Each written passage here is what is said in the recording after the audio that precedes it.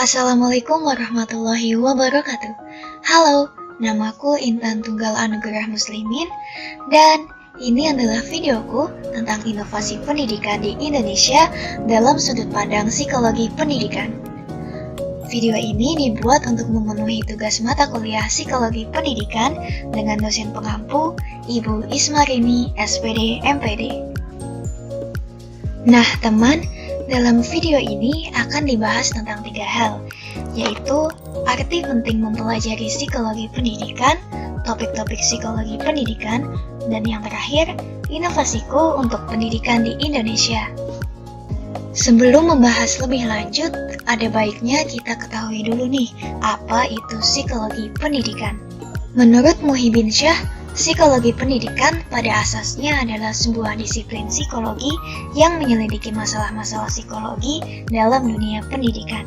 Nah, hasil-hasil penyelidikan ini dirumuskan ke dalam konsep, teori, ataupun metode untuk memecahkan masalah dalam proses belajar dan juga mengajar.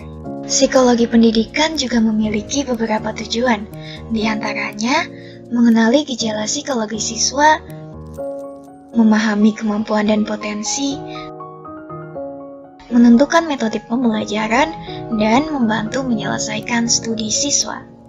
Lantas, apa sih arti penting dari psikologi pendidikan? Salah satu manfaat utamanya adalah seorang guru bisa menjadi lebih terbuka untuk tidak memandang siswanya secara subjektif.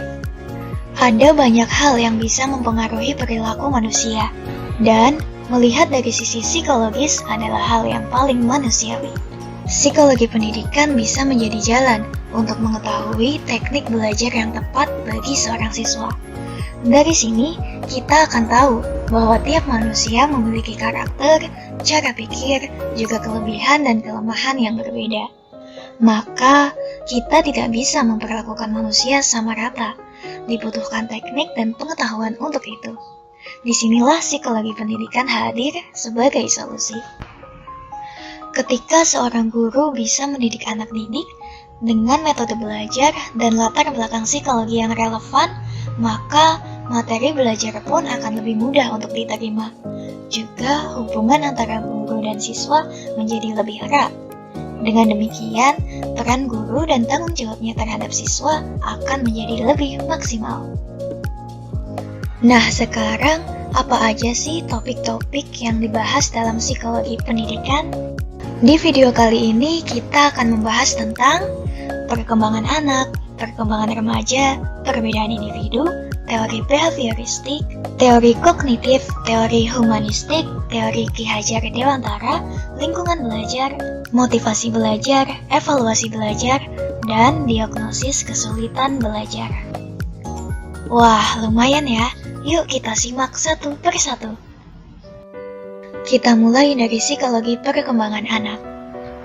Anak adalah individu yang sedang berkembang, baik jasmani maupun rohani.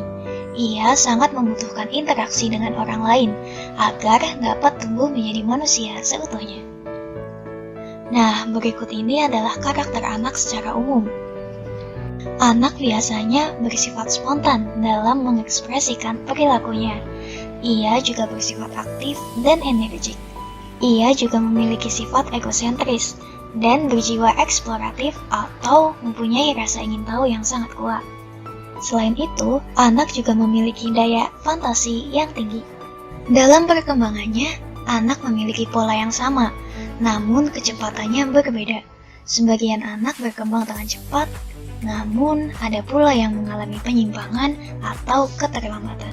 Maka dari itu, kita perlu tahu nih, perkembangan belajar anak sesuai dengan usianya. Sebagai contoh, di usia 0-1 tahun, anak-anak suka memasukkan segala macam benda ke dalam mulut mereka. Nah, itu adalah bagian dari proses belajar mereka. Di usia 2-3 tahun, anak melakukan proses belajar dengan lebih sungguh-sungguh.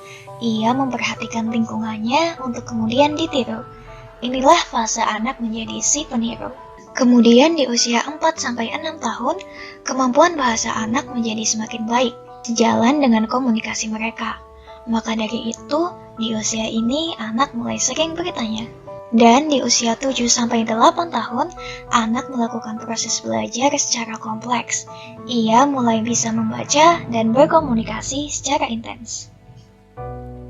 Selaras dengan perkembangannya, guru dan orang tua juga harus cermat terhadap kebutuhan pendidikan sang anak. Beberapa di antaranya adalah dengan mencukupi makanan yang bergizi, melatih motorik kasar, dan melatih motorik halus. Nah, sekarang kita lanjut ke psikologi perkembangan remaja. Menurut para ahli, remaja adalah masa transisi dari kanak-kanak ke dewasa. Masa remaja berlangsung antara usia 11 sampai 21 tahun. Menurut Spronger, remaja adalah masa di mana mereka mulai sadar akan jati diri mereka dan mulai mencari tujuan hidup mereka. Sementara pendapat Conger hampir mirip dengan pendapat Erikson, bahwa masa remaja adalah masa yang rawan akan kritis identitas. Mereka harus berjuang untuk mengetahui arti dan tujuan hidupnya sendiri. Maka dari itu, masa ini sering dikatakan sebagai the best of time and the worst of time. Remaja adalah masa yang kaya akan perubahan. Namun sayangnya, beberapa dari perubahan itu justru malah menimbulkan masalah. Kita mulai dengan perubahan fisik dan psikomotorik. Perubahan ini meliputi perubahan proporsi badan, tumbuhnya ciri-ciri sekunder, dan senang mencoba berbagai cabang permainan. Sayangnya, perubahan proporsi badan terkadang memicu adanya ejekan, seperti panggilan si gemuk, si kurus, dan lain sebagainya. Di masa puber ini, remaja juga rawan loh terjerumus dalam pergaulan yang menyimpang. Selanjutnya adalah bahasa dan perilaku kognitif. Remaja mulai senang mempelajari bahasa asing, dan percakapan intelektualnya pun mulai tumbuh. Namun sayangnya, hal ini juga bisa menimbulkan rasa rendah diri. Kemudian di perilaku sosial dan moralitas, remaja mulai mengerti nilai etis lingkungannya dan menghayati kehidupan agama. Tetapi, mereka juga rawan terseret dalam perbuatan destruktif, seperti tawuran, perkelahian, ataupun konflik dengan orang tuanya. Terkait hal tersebut, implikasi di bidang pendidikan bisa membantu untuk menyelesaikan masalah-masalah remaja. Untuk masalah fisik dan psikomotorik, remaja hendaknya bisa diajak diskusi tentang efek negatif perilaku menyimpang. Untuk bahasa dan perilaku kognitif, bisa diadakan konseling dan pendampingan studi. Sementara, untuk perilaku sosial dan moralitas, peran orang tua dan guru sangat diperlukan sebagai role model dan melatih tanggung jawab remaja. Nah, sekarang kita lanjut ke perbedaan individu. Sebagaimana kita tahu, individu memiliki perbedaan tertentu. Perbedaan ini dibagi menjadi dua, horizontal dan vertikal. Di segi horizontal mencakup aspek mental manusia, seperti tingkat kecerdasan dan emosi. Sementara segi vertikal mencakup aspek jasmani, seperti kekuatan dan daya tahan tubuh. Perbedaan individu bisa disebabkan oleh faktor bawaan berupa genetik atau biologis, ataupun lingkungan, seperti pola asuh dan budaya. Adanya perbedaan individu tentunya memberi konsekuensi pada perbedaan proses belajar. Kita akan mengenal berbagai program, seperti program percepatan studi bagi mereka yang memiliki potensi kecerdasan, program pengayaan atau pendalaman materi, remedial bagi mereka yang mengalami kesulitan belajar, juga pembelajaran elektik dan fleksibel yang menggunakan metode sesuai dengan gaya belajar siswa. Kita lanjut ke teori belajar behavioristik. Pada teori ini, guru tidak banyak memberikan ceramah, namun instruksi singkat yang diikuti oleh contoh. Fokus teori ini adalah pembentukan sikap dan keterampilan disiplin siswa. Dalam teori ini, pengulangan dan pelatihan selalu digunakan supaya perilaku yang diinginkan dapat menjadi kebiasaan. 4 hal ini adalah unsur-unsur penting dalam teori belajar behavioristik. Yang pertama adalah pengaruh lingkungan. Di sini, pelajar akan merasakan adanya kebutuhan untuk melakukan sesuatu sebagai akibat dari dorongan lingkungan. Yang kedua adalah stimulus dan respon. Ini berarti guru memberikan stimulus kepada siswa untuk melakukan sesuatu dan siswa memberikan responnya kepada guru. Yang ketiga adalah kemampuan yang sudah terbentuk.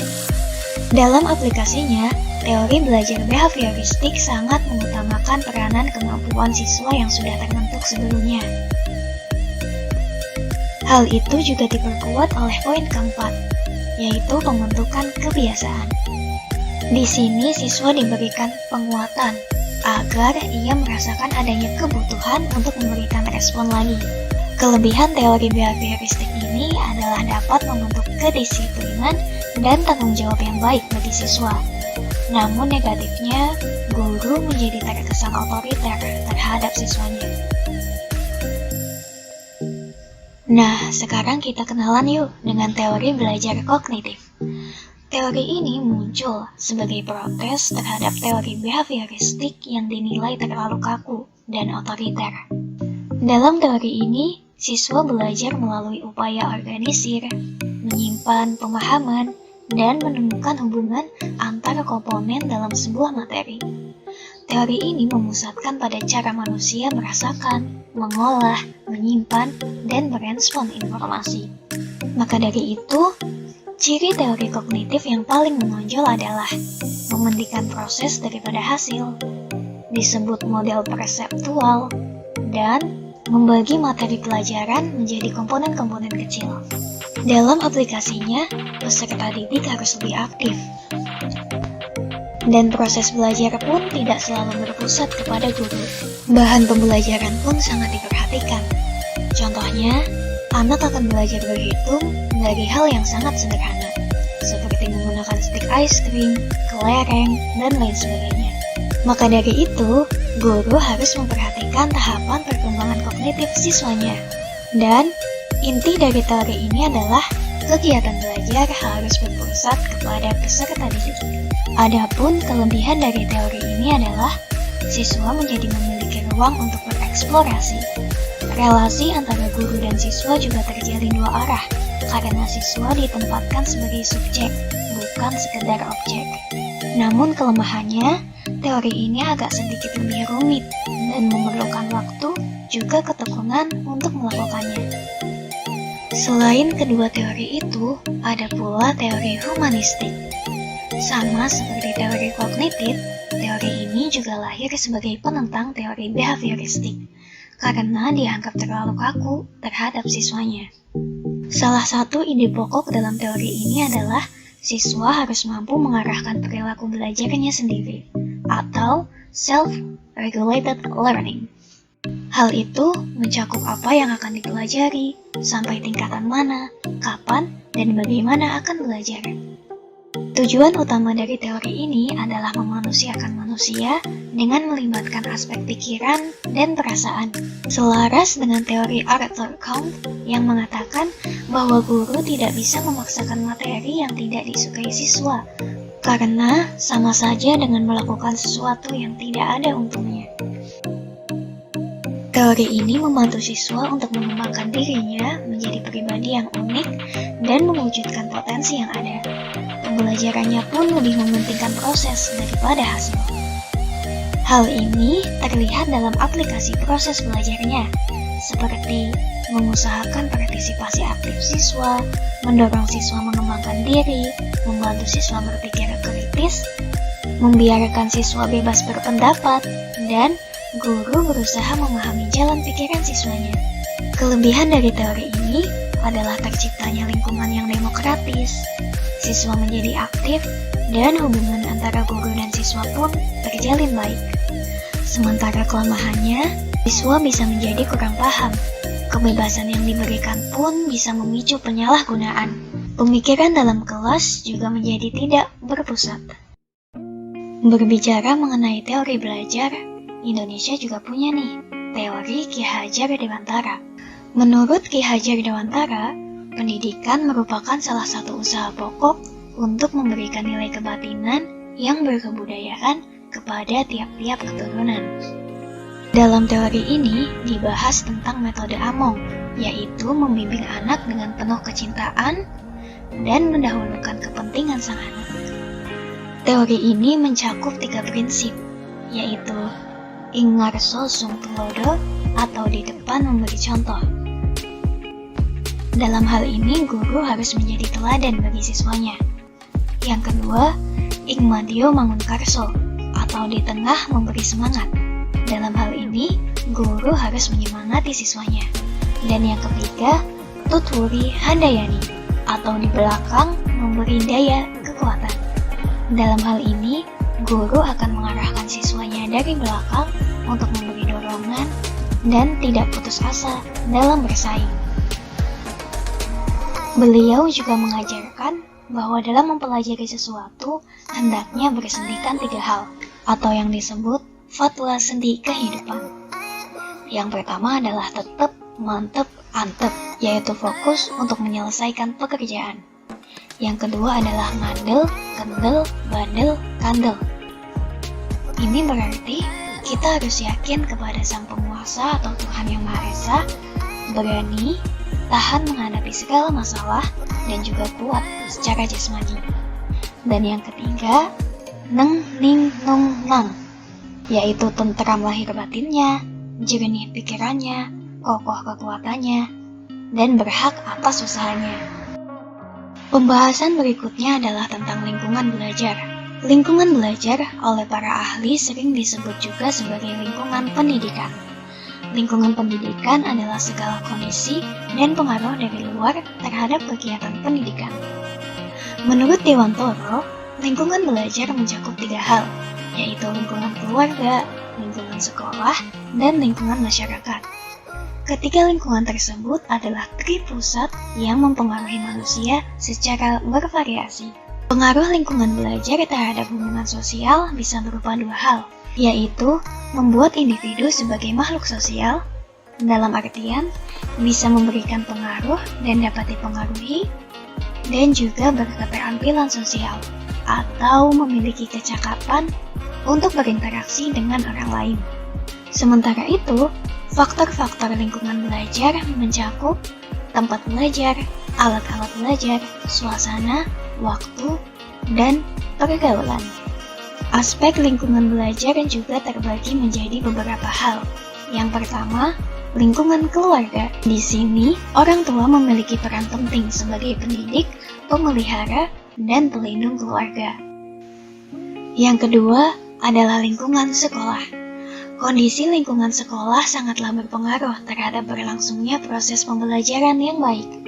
Maka dari itu, beberapa hal perlu dipertimbangkan, seperti sarana, fasilitas, kondisi bangunan, dan lokasi. Yang terakhir, lingkungan sosial sekolah. Adapun lingkungan sosial sekolah meliputi sikap dan penampilan guru, sikap dan penampilan siswa, dan juga lingkungan masyarakat di sekitar siswa. Selanjutnya adalah motivasi belajar. Motivasi adalah sebuah dorongan bagi seseorang untuk melakukan suatu hal. Menurut paham behavioristik, motivasi merupakan faktor eksternal yang perlu didesain untuk merubah perilaku individu sesuai yang diharapkan. Teori ini terdiri dari 4 konsep, yaitu contiguity, berkaitan dengan kedekatan atau relasi antara suatu peristiwa dengan peristiwa lain, reinforcement, atau faktor penguat untuk mendorong terjadinya aksi, punishment atau hukuman, dan modeling atau contoh perilaku. Sementara menurut paham kognitif, motivasi merupakan faktor internal yang berkaitan dengan pilihan, keputusan, rencana, minat, dan perhitungan terhadap segala sesuatu yang menimpa individu. Sementara McClelland mengatakan ada 3 jenis motivasi. Nah, teori motivasi ini dapat diaplikasikan dalam kegiatan belajar melalui 3 tahap, yaitu tahap awal, saat, dan tahap akhir. Ada satu hal yang perlu ditekankan terkait kecemasan dan motivasi. Di saat tertentu, kecemasan dapat meningkatkan motivasi dan kinerja, Namun, apabila individu tidak mampu mengelola rasa cemasnya, itu justru akan melemahkan motivasi. Selanjutnya adalah evaluasi belajar. Evaluasi belajar adalah proses penilaian terhadap suatu pembelajaran menggunakan alat tes. Nah, tujuan dari evaluasi belajar itu sendiri adalah untuk merangsang semangat belajar siswa dan mengetahui penyebab berhasil atau tidaknya suatu proses pembelajaran. Evaluasi belajar tentu sangat penting untuk mengetahui tingkat efektivitas kegiatan belajar. Melalui evaluasi belajar, siswa dapat termotivasi untuk terus memperbaiki hasil belajarnya. Sementara untuk guru, evaluasi belajar bisa membantu untuk mengetahui tingkat keberhasilan metode belajar. Evaluasi belajar juga memiliki beberapa prinsip seperti komprehensif atau menyeluruh, objektif atau apa adanya, valid, praktis, dan kooperatif atau dilakukan dengan bantuan berbagai pihak. Selanjutnya adalah diagnosis kesulitan belajar. Kesulitan belajar sering kali terjadi pada seorang siswa. Kesulitan ini ditandai dengan belum mampunya siswa menguasai materi pelajaran. Menurut Carroll, hasil belajar peserta didik dapat dipengaruhi oleh berbagai hal, seperti waktu, usaha, bakat, kualitas pengajaran, maupun kemampuan siswa itu sendiri. Setidaknya, ada 5 masalah belajar atau hambatan belajar yang perlu kita ketahui. Yang pertama adalah learning disorder, atau ditandai dengan timbulnya respon yang bertentangan terhadap siswa. Seperti contoh, ketika seorang anak sudah terbiasa melakukan gerakan-gerakan keras, misalnya karate atau tinju, maka ia akan kesulitan untuk melakukan gerakan-gerakan yang lebih lemas atau gemulai. Yang kedua adalah learning dysfunction. Hal ini terjadi apabila proses belajar tidak berfungsi dengan baik. Sebagai contoh, anak yang memiliki postur tubuh yang tinggi, atletis, akan sangat cocok menjadi atlet bola voli. Namun, karena mereka tak pernah dilatih, mereka tidak dapat menguasai teknik permainan bola voli. Atau kondisi di mana tingkat intelektualnya baik, namun prestasinya rendah. Selanjutnya, ada juga slow learner, yaitu kondisi di mana seorang anak lambat dalam menerima atau menangkap pelajaran, sehingga ia membutuhkan waktu yang lebih lama dari teman-temannya untuk memahami suatu materi.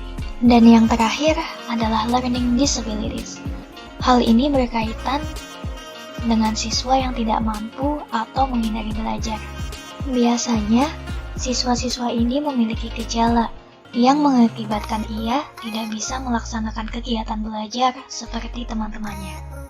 Kesulitan belajar bisa didiagnosis dengan beberapa ciri, seperti hasil belajar yang rendah, pencapaian yang tidak sesuai usaha, ataupun lambat dalam melakukan tugas belajar. Sementara, faktor penyebabnya bisa dari psikologis, kesehatan, orang tua, sekolah, maupun masyarakat. Nah, setelah membahas tentang topik-topik yang ada dalam psikologi pendidikan, akhirnya kita sampai nih pada pembahasan utama di video ini, yaitu inovasi pendidikan untuk Indonesia. Namun sebelum itu, kita harus cari tahu dulu nih, kira-kira apa sih permasalahan pendidikan yang tengah dihadapi oleh Indonesia sekarang ini? Kita mulai dengan survei kemampuan pelajar yang dirilis oleh PISA atau Program for International Student Assessment, di mana Indonesia mendapat peringkat ke-72 dari 77 negara di dunia yang mengikuti. Sementara di skala Asia, Indonesia mendapat peringkat ke-13 dari 15 negara. Ini adalah survei terbaru yang dirilis pada tahun 2018.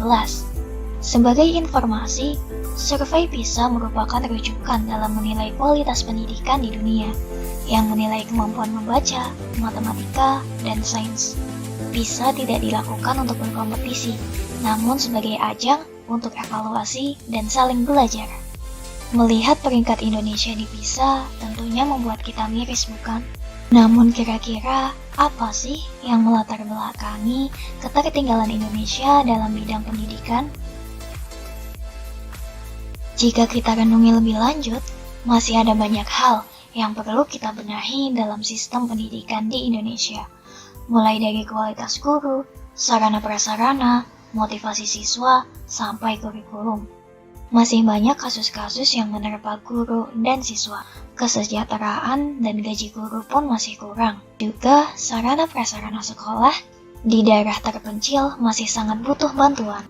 Angka putus sekolah di Indonesia juga masih tinggi. Dan di bidang kurikulum, kita tahu sendiri ada banyak pro kontra, baik dari sisi pelajar maupun pendidik. Pemerintah masih bekerja keras untuk membenahi semua hal itu. Lantas, apa yang bisa kita lakukan? Kita mungkin merasa takjub pada negara-negara dengan kualitas pendidikan yang sangat baik. Sebut saja Finlandia dan Singapura. Tapi, yang perlu kita ketahui adalah strategi mereka dalam memperbaiki pendidikan belum tentu bisa kita salin mentah-mentah untuk diterapkan di Indonesia. Finlandia memang sangat menghargai sistem pendidikan. Guru-guru di sana digaji tinggi, dan sekolah digratiskan dari TK sampai perguruan tinggi. Namun, kita juga harus tahu bahwa untuk mendanai itu semua, tingkat pajak penghasilan Finlandia juga otomatis lumayan tinggi. Dilansir dari detiknews.com yang merilis wawancara dengan Profesor Finlandia, Erno Lahtinen, guru besar pendidikan dari Universitas Turku, persen pajak dari penghasilan setahun untuk warga yang memiliki gaji tinggi di Finlandia nyaris mendekati 50%. Meski kemudian, warga juga mendapat feedback yang baik dari pelayanan dan fasilitas umum di sana. Nah, tentu saja hal itu akan sangat susah jika diterapkan di Indonesia, bukan? Contoh lainnya adalah, Finlandia sangat mempertimbangkan tingkat stres pelajar. Sekolah di sana tergolong tidak memberatkan. Jam belajar di Finlandia hanya sekitar 4-5 jam sehari. Tugas-tugas sekolah sangat jarang. Dan UN pun ditiadakan untuk 9 tahun pertama sekolah. Berbeda dengan Singapura, dengan jam belajar sekitar 6-8 jam per hari, penuh dengan tumpukan tugas dan sering diadakan ujian. Sekilas, sistem pendidikan Singapura tak berbeda jauh dengan Indonesia, bukan? Namun, jika kita lihat hasilnya, kualitas pendidikan di Singapura dan Finlandia hampir sama bagusnya. Sementara Indonesia dan Singapura, kita tahu sendiri, sangat jauh bedanya. Jika kita dalami lebih lanjut, hal ini terjadi karena setiap negara memiliki budaya, situasi, dan latar belakang yang berbeda. Indonesia adalah negara kepulauan dengan kondisi geografis yang terbagi atas banyak sekali pulau. Sementara kita tahu sendiri, luas negara Singapura tak jauh berbeda dengan DKI Jakarta. Finlandia memiliki sekitar 6 juta penduduk, hampir mirip dengan Singapura. Sementara Indonesia memiliki sekitar 240 juta penduduk. Kondisi ekonomi di Indonesia pun tak sebaik di Finlandia maupun di Singapura. Hal itu sangat selaras dengan Profesor Erno Lahtinen yang pada saat sesi wawancara mengatakan bahwa tidak ada yang bisa ditransfer dari sistem pendidikan Finlandia ke Indonesia. Indonesia harus menemukan cara dan bertransformasi sendiri untuk kemajuan pendidikannya. Namun, jika kita memandang dalam kacamata psikologi pendidikan, sebenarnya ada loh inovasi yang mungkin bisa dilakukan untuk Indonesia. Berikut ini adalah kemungkinan inovasi yang aku temukan setelah mempelajari psikologi pendidikan. Yang pertama adalah momen menggali hati sebagai injeksi motivasi bagi guru. Menurut paham kognitif, motivasi merupakan faktor yang datang dari dalam diri manusia. Maka dalam hal ini, penataan mindset guru sedikit banyak bisa membantu untuk membangun motivasi. Hendaknya, para guru di sekolah bisa memiliki momen untuk jeda sejenak dari kesibukan dan berdiskusi serta menggali hati. Menegaskan kembali tujuan utama menjadi seorang guru. Merenungkan kembali bahwa siswa-siswi mereka bukan sekedar para penimba ilmu, namun juga calon penopang peradaban negeri di masa mendatang.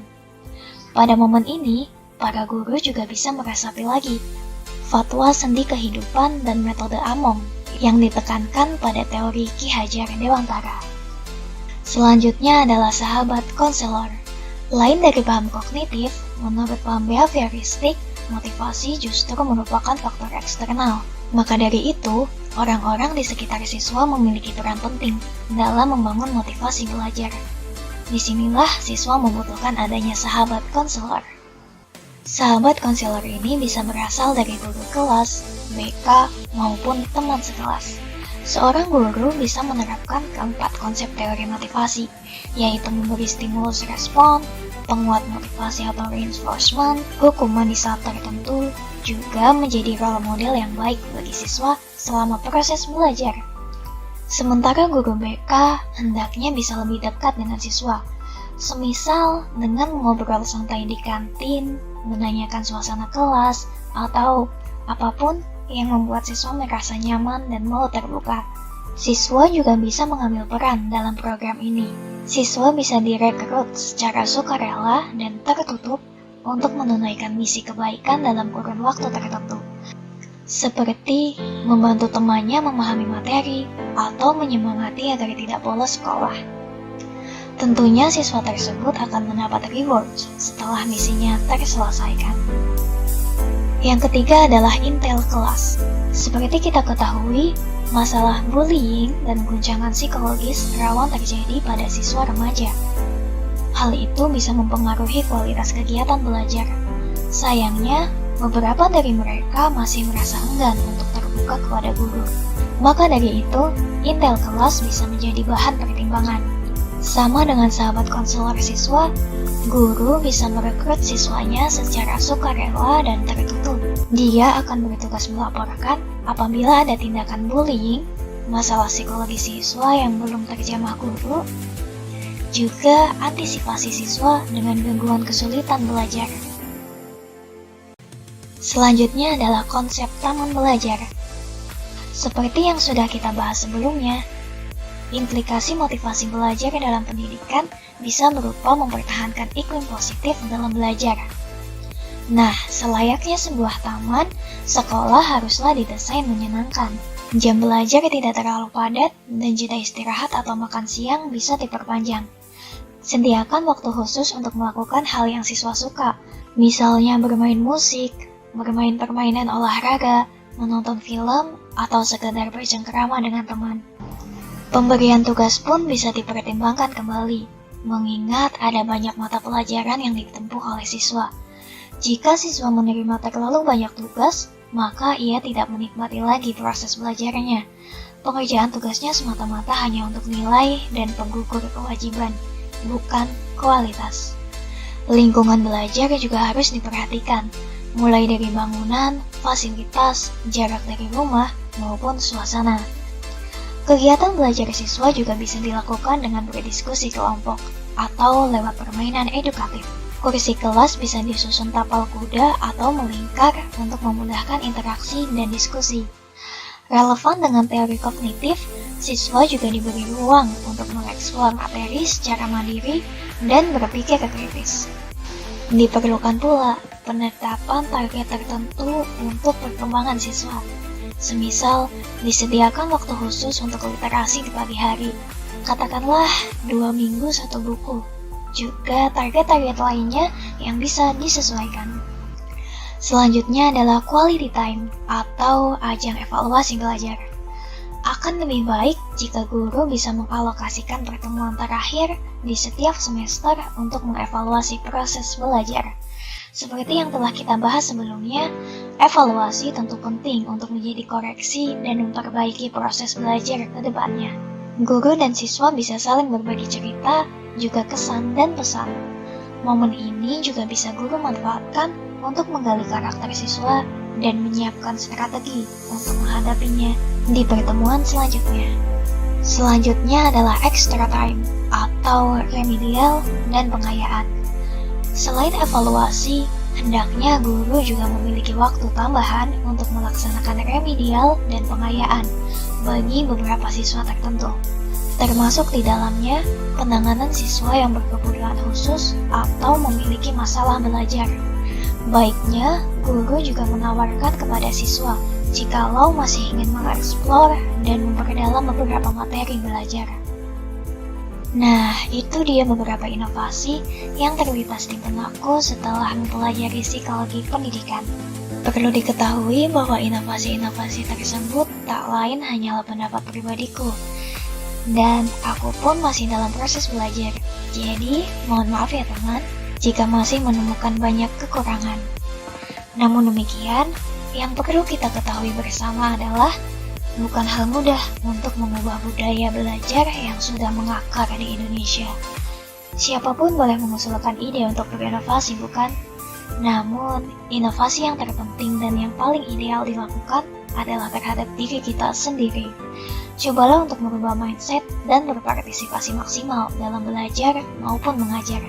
Siapa tahu, kebaikan kecil yang kita perbuat di masa kini bisa mendatangkan manfaat besar dan memberi andil terhadap inovasi pendidikan di Indonesia di masa mendatang. Sekian dariku, mohon maaf atas segala kekurangan. Tetap semangat dan sampai jumpa. Wassalamualaikum warahmatullahi wabarakatuh.